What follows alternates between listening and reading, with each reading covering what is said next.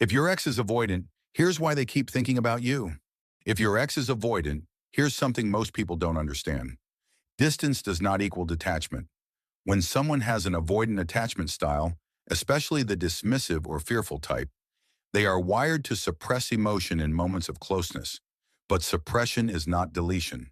In fact, according to attachment theory developed by John Bowlby and later expanded by Mary Ainsworth, avoidant individuals deactivate their attachment system when intimacy feels overwhelming, but that system never fully shuts off. So when the relationship ends and the emotional pressure disappears, something unexpected happens. The feelings they pushed down begin to resurface. While you might assume they've moved on quickly because they look calm, distracted, or even relieved, internally they are often replaying memories in silence. Avoidants are not haunted by loud emotion in the same way anxious partners are. Instead, they are haunted by delayed emotion. During the relationship, they focus on your flaws, the pressure, the expectations, the moments they felt engulfed. But once you're gone, their brain no longer needs to protect them from closeness. The threat is removed. And when the threat is removed, the nostalgia begins. They start remembering how safe you felt during quiet nights, how you understood their moods without forcing them to explain, how you gave them space without fully abandoning them.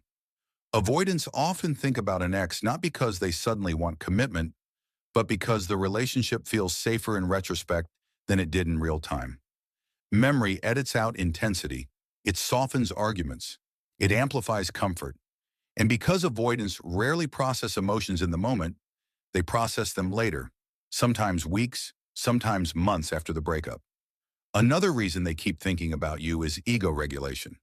Avoidant individuals value independence and self-sufficiency.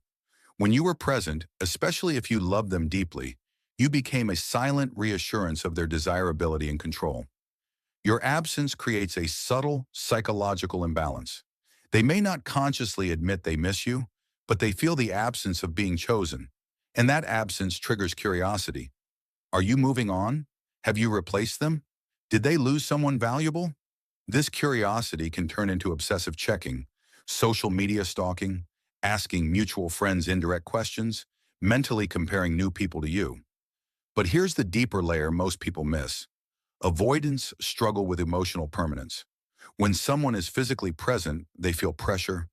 When someone is gone, they feel longing. It's a push-pull dynamic inside their own nervous system. During closeness, their brain activates defense mechanisms, minimizing feelings, focusing on independence, convincing themselves they don't need anyone. During distance, those defenses relax, and underneath those defenses is attachment. That attachment doesn't disappear just because they ended things. In fact, sometimes the act of leaving intensifies it. Why? Because leaving restores their sense of control, and control makes vulnerability feel safer. Once they feel in control again, they can afford to remember you in a warmer light. There's also something called phantom ex syndrome, where avoidants romanticize past partners more than present ones. It's easier to love someone who isn't demanding anything anymore. You become an idea instead of a responsibility. You become a memory without pressure. And avoidants are often more comfortable loving in theory than loving in practice. That's why they might think about you during quiet evenings, during milestones, during moments when something reminds them of your laugh or your scent. They might not reach out, they might not admit it, but internally they revisit the relationship like a private archive. Another powerful reason they keep thinking about you is unfinished emotional business. Avoidants rarely say everything they feel before a breakup. They often shut down instead of expressing fear, confusion, or hurt. So the mind keeps replaying scenarios. What if I handled that differently? What if I didn't withdraw? What if they were actually good for me? These thoughts don't always mean they're ready to come back. Sometimes it simply means the relationship challenged them in a way they couldn't fully process at the time. And growth often begins in silence. If you were someone who respected their space but also held standards, you created something rare in their experience. Closeness without chaos. That combination is hard to replace. Many avoidants leave relationships thinking they'll feel freer and lighter, and initially they do. But over time, freedom without connection can start to feel empty. That's when your presence becomes louder in their memory. It's also important to understand that avoidants don't miss people the way anxious partners do. Anxious attachment misses the person immediately and intensely. Avoidant attachment misses slowly and privately. It can look like indifference from the outside, but internally there can be a quiet comparison happening constantly. New conversations are compared to yours. New emotional dynamics are measured against what you offered.